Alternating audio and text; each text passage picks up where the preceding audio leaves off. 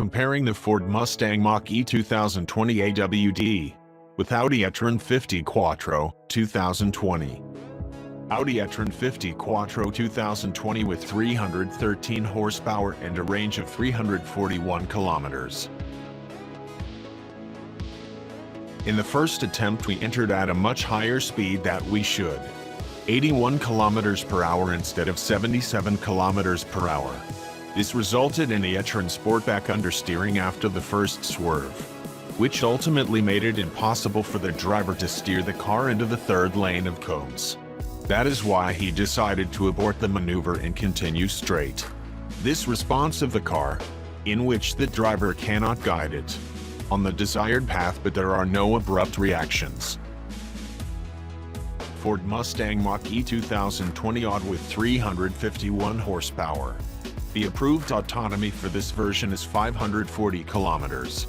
From our experience, with normal driving and without dispensing with comfort elements. Ford Mustang Mach-E at 75 kilometers per hour. The ESC is hardly noticeable, but they do come into action as we touch the brake and the lights turn on during the maneuver.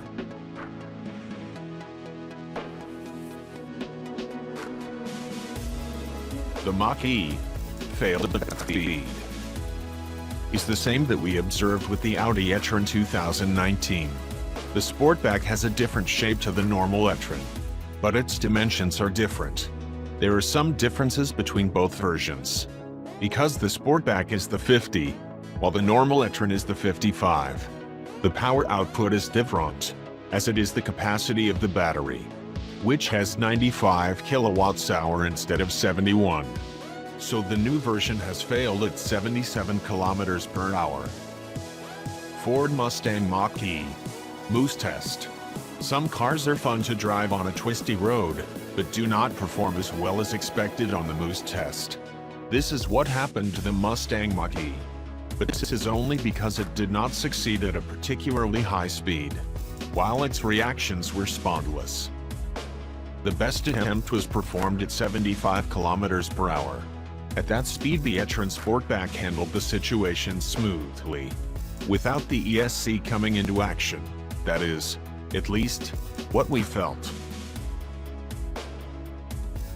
The best attempt in which the Ford Mustang Mach-E managed to avoid hitting cones was at 71 kilometers per hour.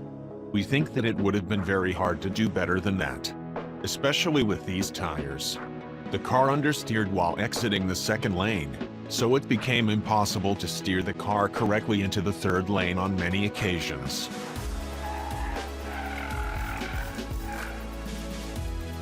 In other attempts at the higher speeds, there was a slight vibration on the steering wheel which increased understeering and triggered the ESC to come into action. All the attempts were performed with the regenerative braking switched off. The Mustang Mach-E is a very heavy vehicle. It weighs about 2.3 tons with the driver. That's why it doesn't perform well at 72 kilometers per hour. Audi e-Tron Sportback Slalom Test. The slalom can be handled without difficulties. Only towards the end, when the car reaches the highest speed, 73 kilometers per hour, the car tends to oversteer more than is desirable. Apart from that, there were no surprises. Ford Mustang Mach-E Slalom Test. In this test it can be seen how the rear axle has a slight tendency to skid.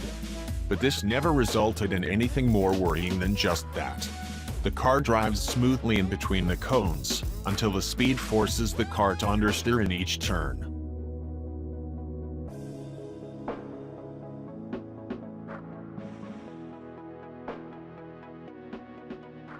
Please like and subscribe, and don't forget to tell us what you think about this video.